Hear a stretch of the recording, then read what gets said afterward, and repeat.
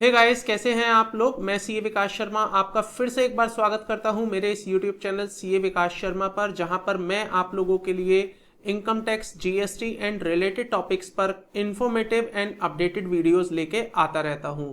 दोस्तों, आज की इस वीडियो में भी आपके साथ एक इम्पॉर्टेंट नोटिफिकेशन शेयर करने आया हूं। जी हां दोस्तों, सीबीडीटी की तरफ से एक नोटिफिकेशन रिलीज की गई है 29 जुलाई 2022 को, जो बात करती है आपकी आईटीआर की वेरिफिकेशन से रिलेटेड। तो आइए आज की इस वीडियो को शुरू करते हैं और इस नोटिफिकेशन को समझते हैं जो कि सीबीडीटी द्वारा रिलीज की गई है related to your ITR verification. दोस्तों, वीडियो पर आगे बढ़ने से पहले आपसे एक गुजारिश करना चाहूंगा, अगर आप मेरे इस चैनल पर नए हैं और आपने मेरा चैनल अभी तक सब्सक्राइब नहीं किया है तो प्लीज चैनल सब्सक्राइब कर लीजिएगा। साथ में बेल आइकन को प्रेस कर दीजिएगा ताकि आपको मेरे द्वारा लाई गई लेटेस्ट वीडियोस के नोटिफिकेशंस मिलते रहें और आपकी कोई वीडियो मिस ना हो। मैं अक्सर आपके लिए इसी तरह की इंफॉर्मेटिव एंड नॉलेजेबल वीडियोस लेके आता रहता हूं। आइए दोस्तों, आज की इस वीडियो को करते हैं स्टार्ट। समझते हैं नोटिफिकेशन में एग्जैक्टली सीबीडीटी की तरफ से क्या कहा गया है। दोस्तों, ये है आपके सामने नोटिफिकेशन नंबर 5 ऑफ 2022, जो कि 29 जुलाई 2022 को सीबीडीटी की तरफ से रिलीज की गई है। जी हां दोस्तों, इसमें आपको बताया गया है कि जो आपकी टाइम लिमिट होती है verification of the income tax return, जो कि आपको अभी 120 दिन मिला करते थे, वो 30 डेज तक रिड्यूस कर दिया गया है। तो बिफोर गोइंग टू नोटिफिकेशन मैं आपको एक बैकग्राउंड बताना चाहता हूं। आप सभी लोग जब अपनी इनकम टैक्स रिटर्न फाइल करते हैं तो वहां पर आपको 3 ऑप्शंस मिलते हैं। या तो आप अपनी आईटीआर को इमीडिएटली वेरीफाई कर दीजिए थ्रू आधार ओटीपी, थ्रू डीएससी और थ्रू बैंकिंग मोड और थ्रू डीमैट अकाउंट, जैसे भी आपको कन्वीनियंट होता है आप उसे तुरंत वेरीफाई कर देते हैं। आपको एक दूसरा ऑप्शन भी मिलता है जहां पर आप बोलते हैं कि मैं अपनी इनकम टैक्स रिटर्न को बाद में वेरीफाई करूंगा, और बाद में वेरीफाई करने के लिए आपको गवर्नमेंट की तरफ से 120 दिन दिए जाते थे। आप 120 दिन में कभी भी उसको वेरीफाई कर सकते थे। एक तीसरा ऑप्शन आपको और मिलता था दोस्तों वहां पर, जहां पर लिखा होता था कि आप अपनी आईटीआर वी को बेंगलुरु भेज सकते हैं थ्रू पेपर फॉर्म साइन करने के बाद। तो यहां पर ये तीनों ऑप्शन अभी भी हैं।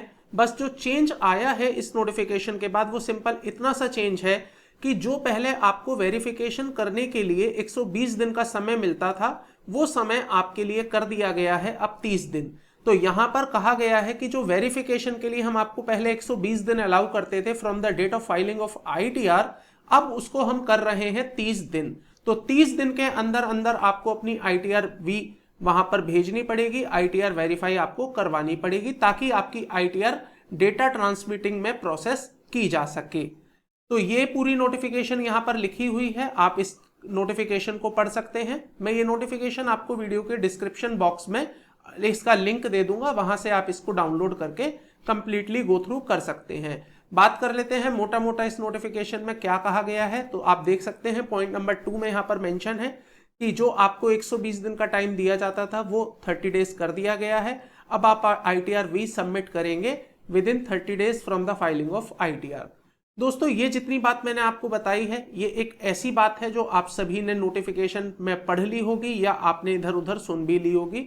लेकिन इस वीडियो में मैं आपको जो बताने वाला हूं वो एक इंपॉर्टेंट एस्पेक्ट है, वो बहुत ध्यान से समझने वाली बात है। काफी लोगों में कंफ्यूजन आ रहा है इस नोटिफिकेशन के बाद, और उनका जो कंफ्यूजन का क्वेश्चन है, मेरे पास बार बार मैसेजेस आ रहे हैं। उनका एक ही पॉइंट है कि सर, हमने अपनी रिटर्न कल फाइल करी है, जो कि हमारी 31 जुलाई 2022 को फाइल हुई है, और वहां पर उन्होंने अपनी इनकम टैक्स रिटर्न को वेरीफाई नहीं किया है, तो क्या उन्हें भी 30 दिन के अंदर इसको वेरीफाई कराना होगा? The answer is no. ये नोटिफिकेशन ने इस बात को क्लियरली टेकअप किया है और इस बात का आंसर दिया है इस नोटिफिकेशन ने कि जिन लोगों ने अपनी रिटर्न 31 जुलाई 2022 तक फाइल कर दी है, उन लोगों को अभी भी 120 दिन का ही टाइम दिया जा रहा है फॉर वेरिफिकेशन ऑफ आईटीआर। तो ये जो 30 दिन वाली बात एप्लीकेबल हो रही है, ये केवल उन लोगों पर एप्लीकेबल हो रही है जिन लोगों ने 1 अगस्त या उसके बाद अपनी रिटर्न भरी है। तो आज 1 अगस्त 2022 के बाद अगर कोई भी रिटर्न भरता है या आज भरते हैं तो वहां पर आपको 30 दिन दिए जाएंगे। अदरवाइज आपने अगर कल तक अपनी रिटर्न्स फाइल कर दी हैं तो वहां आपके लिए 120 दिन का ही टाइम आपको दिया जा रहा है। पॉइंट नंबर 4 देखिएगा। It has been decided that in respect of any electronic transmission of written data on or after the notification date come into effect, the time limit for e verification of submission of ITR-V shall now be 30 days from the date of filing और uploading the return electronically. तो यहां पर आपको 30 दिन दिए हैं उन returns के लिए जो आप इस डेट के बाद फाइल करेंगे।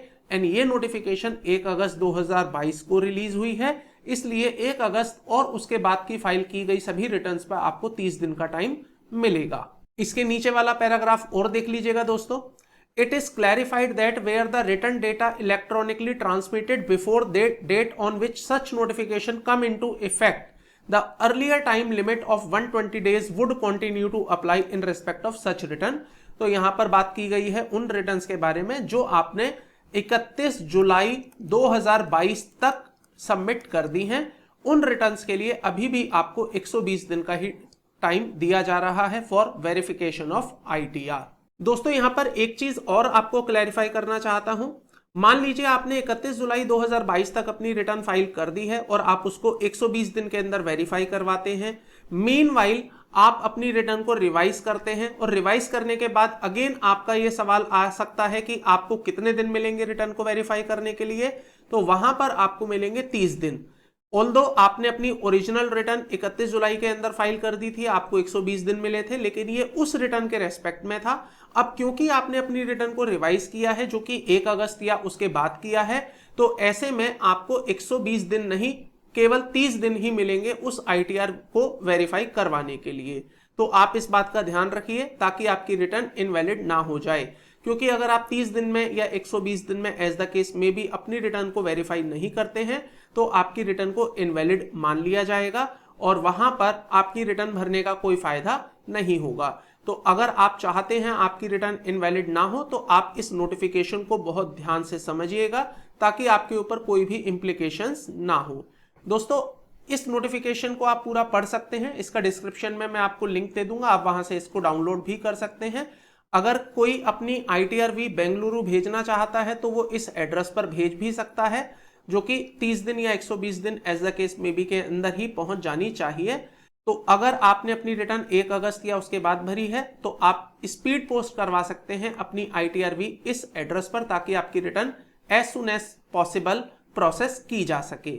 दोस्तों अगर आपको ये वीडियो पसंद आई है तो प्लीज वीडियो को लाइक जरूर कर दीजिएगा, साथ में चैनल को सब्सक्राइब कर लीजिएगा एंड बेल आइकन को प्रेस करना मत भूलिएगा ताकि आपकी कोई भी updated and informative videos miss ना हो।